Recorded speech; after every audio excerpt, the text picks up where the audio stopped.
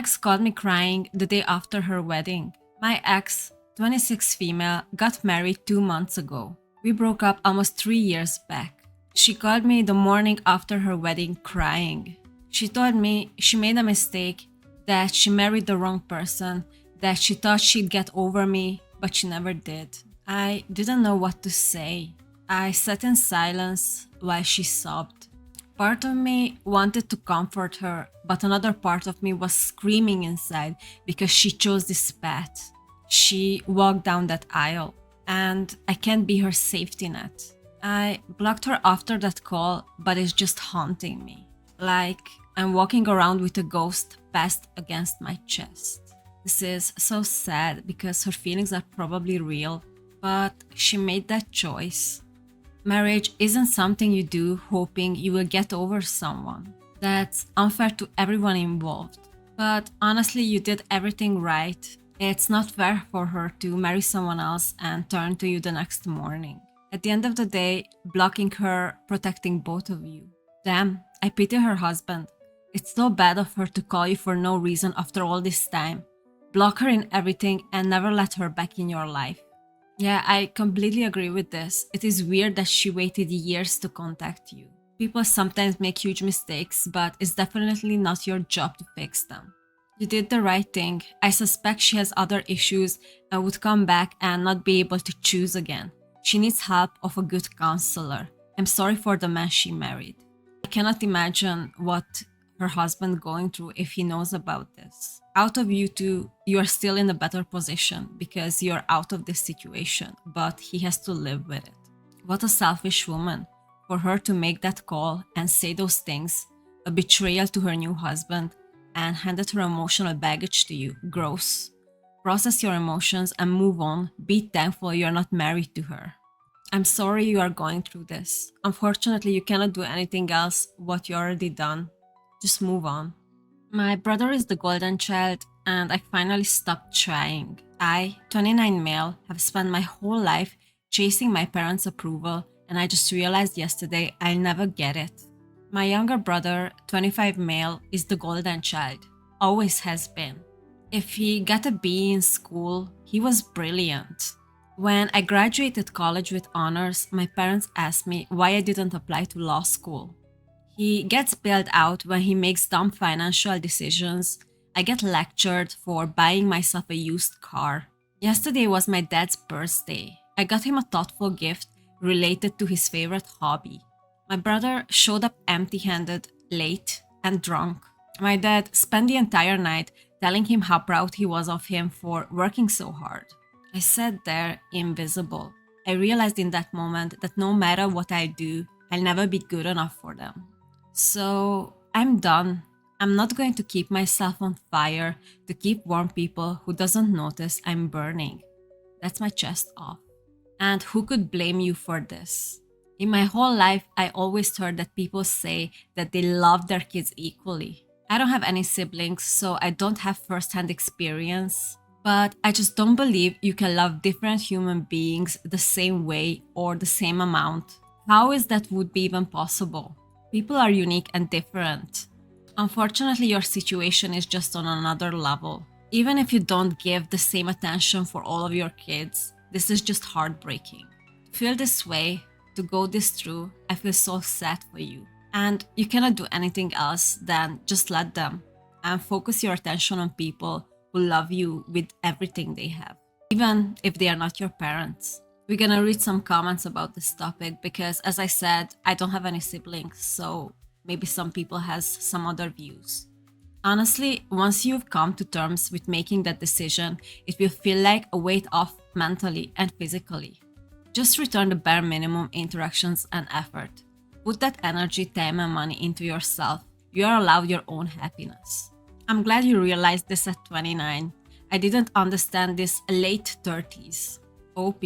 Focus on yourself, don't try to make them proud, and stop doing too much effort in that sense. They'll notice the absence. Exactly, it's time to just go out and invest in your own happiness. Even if it's painful now, in the long run, it will pay off. We are gonna move on to the next story.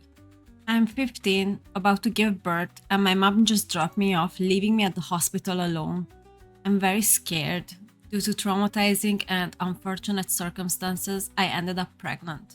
My mom doesn't believe in abortion and told me she wanted me to keep it. She said she'd raise the baby as my sister until she was old enough to understand. She was still upset that I was pregnant, but said she'd support me if I kept it. Victim blaming. Great. I'm getting induced tonight. I've been having slight cramps and the hospital said it was fine for me to go ahead and calm down. My mom asked if I packed my bag and we left. I got out of the car, but I noticed my mom wasn't getting out. She said she wasn't staying, and since I was old enough to get myself in this situation, I was mature and old enough to be by myself. This is disgusting. How can you treat your child this way in a situation that wasn't even her fault? So here I am. They've gotten me checked in and I'm laying on the bed now. I'm really scared. I watch YouTube vids on birth and stuff, but I didn't think I'd be doing this alone. You're not supposed to do this alone, and that wasn't the deal you guys made. Your mom promised you she would be there if you would kept the baby. So what is she thinking? Where is she now? I just cannot comprehend her behavior. What if something happens to me or my baby? I'm so scared. I wish my mom hadn't left.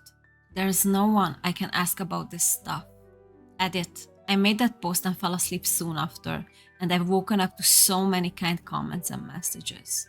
I can't respond them all, but thank you guys so much for the info and support. Nothing drastic has happened yet, but so far so good.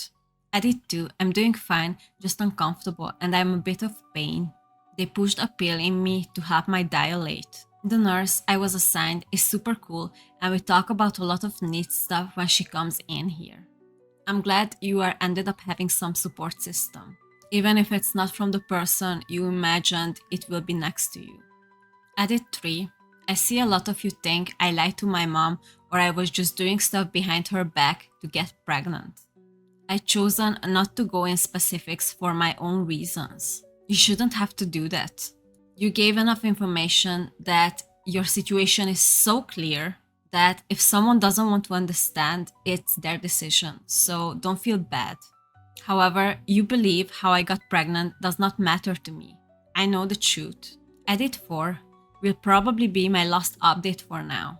Just got a rush of intense pain and my head hurts, making it really hard to look at my phone.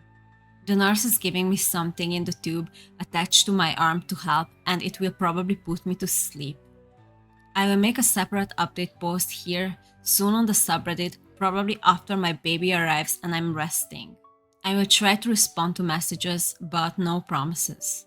I'm super anxious and want to relax and focus. Your story is so heartbreaking. Unfortunately, I can imagine a lot of girls going through on the same stuff. So your story is probably helping to more than you can even imagine. She since then updated us, so I'm gonna read that. Update.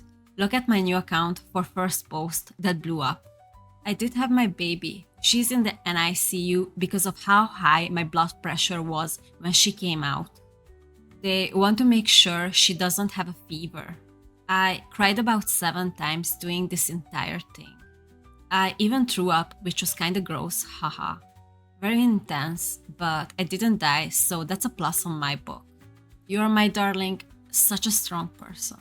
I only got to hold her for about 3 minutes before they took her, which was good I guess, because the nurse said I kinda went into shock and wasn't really moving, just staring at my daughter. She is 7 pounds and 6 ounces. The nurses said she looked just like me. I'll never eat ice chips again. That's all I could have, lol. On the bright side, my aunt called me, very furious that my mother had just left me. I'm so great to hear that some family showed up for you. So she's currently on her way to be here for me. 5 hours drive. Guess my mom had told her. I have not spoken to my mom since I've given birth. I did tell her that she had arrived, but I have gotten no response, but that's okay. I'm feeling so weird. I have never loved anything so much. When I went to visit her in the NICU, she grabbed my finger and I just started sobbing. Like I went through all this pain for this little human. and it feels so worth it. I can't walk very well, so I have to have a nurse push me in a wheelchair. Hopefully, I heal up soon. I'm not sure what I want to do. Adoption is still an option, and it may be the best if my mom won't financially support us. Still thinking about it though. Still waiting on CPS or someone to talk to me. It really helped me feel less alone, like a little internet family. So the person who posted this wasn't the original OP. This person has just collected the whole story for us to read. Next time you feel bad as a mom, think of this post. OOP's mom is a failure as a mother in every single way possible. If CPS is involved, that means she probably got pregnant through bad circumstances. And also the fact that her mom did a drop and run. Hopefully, OOP can live with her aunt. That's what I hope too. She really deserves safety and love. This is freaking awful. I cannot believe people like OOP mom exist. How can you openly not protect children at all costs? Especially God knows what happened to this sweet angel. Her situation is very sad, but unfortunately probably more common that we are know of. I wish her all the best and all the happiness, and I hope her circumstances are way better at this point. I just need to tell someone. I'm waiting for my husband to come home from work. After everything, I owe him this face to face. I can't ask him to come home early as his job is not that flexible and I don't want to cause issues for him. And it's not an emergency. He needs to find out before anyone else, my family, friends, etc. I, female 36, was diagnosed with a brain tumor in 2020. I was told it was most likely benign and it was left at that due to a global pandemic. In early 2023, a routine scan revealed a significant bleed from the tumor, and I was rushed to a nearest neurosurgery center and they removed the tumor. I later found out it had been cancer, but they considered me in remission with little to no chance to reoccurrence. 4 months later, the symptoms were back. Luckily, my GP decided that referring me for a brain scan was worth it. Not only had the tumor returned, but in the space of 4 months was the size of a walnut. I was told it would be easy to treat, a few cycles of oral chemo and done. Not true. 2 years later, 8 different types of chemo, totaling 49 cycles, 2 more surgeries, multiple courses of radiotherapy, several discussions around potential palliation, multiple infections due to immunocompromise, kidney failure, and heart and lung damage from chemo, and we come to today. Unfortunately, I know more about this topic than the average person. My boyfriend was diagnosed with a brain tumor in 2020 as well. First, they told him that he probably has 5 to 15 years. When they found his tumor, it was already 7.5 centimeters, and they couldn't operate it. So he had chemo and radiation therapy, and it stopped it for a little while. But then less than 2.5 years later, in May 2022, he passed away. I cannot even explain the horrors this sickness can put people through.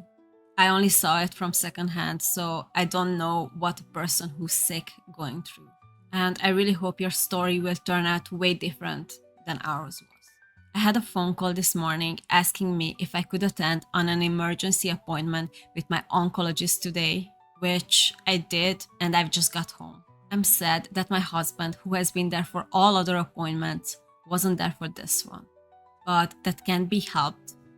I just keep picturing what the expression on his face will be when I tell him.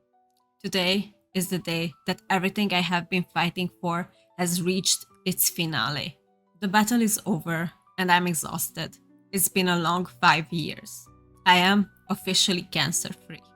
I just had to tell someone, and I can't keep it inside any longer. The happiness, the relief, I'm overwhelmed. I want to shout it from the rooftops. I really hope and I really wish for you to stay healthy permanently. After all what you've been through, you really deserve it. I didn't really expect this story to be about this. And this story is really emotional and hard for me. But I'm very happy that some people can have their happy ending. And there is a way out of this sickness. Anyway, we're gonna read some comments. What an amazing moment after everything you went through. Hearing those words must feel unreal. You deserve every bit of peace and joy now. You had me scared for a minute. Congratulations. How bloody amazing. What incredible news to be able to share with your husband. Wow, just damn. This post legit give me chills. No cap. Stoke AF for ya, getting that cancer-free stamp. Trust, your hubby's gonna be over the moon. Ain't nothing gonna top this news today. Congrats. I love this person's vocabulary. I also just wanna congratulate you from the bottom of my heart. My boyfriend told me he's mourning the life he could have had without me. I, 27 female, found out 2 months ago that I can't have children naturally. It crushed me. I always dreamed of being a mom. My boyfriend, 29 male, said he was fine with it, that adoption or fostering could be our future. But last night, after a few drinks, he broke down crying and said he'd been mourning the life he could have had with someone else. He said he loves me, but he imagined kids who looked like him carrying his name, and he feels robbed. I didn't even know what to say. I wanted to scream, but instead I just sat there numb. I can't stop hearing his words on repeat. The person I love the most secretly wishes I wasn't me. This is an incredibly difficult situation for both of you. I think you guys need to sit down and talk about if you guys planning to stay together. And if you do, you are definitely gonna need a help of counselor. You are both mourning a life that you imagine to yourself. But at the same time, it wouldn't be wrong to break up and find new partners who would want the same life that your circumstances allow. It is definitely very difficult, and I'm very sorry you are going through this. To be honest, looking at the situation objectively, he's allowed to grieve the life he always wanted with kids. I will probably let him go and find someone else because he will eventually realize having his own biological children means that much to him. The alternative is probably watching him slowly drift away from you. Letting him go, he'll most likely grow to resent you otherwise. He's mourning the life he could have had with someone else. That's when you let him go to give him the chance and never look back. Your future husband would never. This is what I think too. Unfortunately, this is not something you can fix with time. And probably the best choice for both of you is just let it go. And find new partners who would love you and accept you for who you are. Thank you for watching today. This was a very heavy video, but I still hope you enjoyed it. Please subscribe, and I will see you in the next time.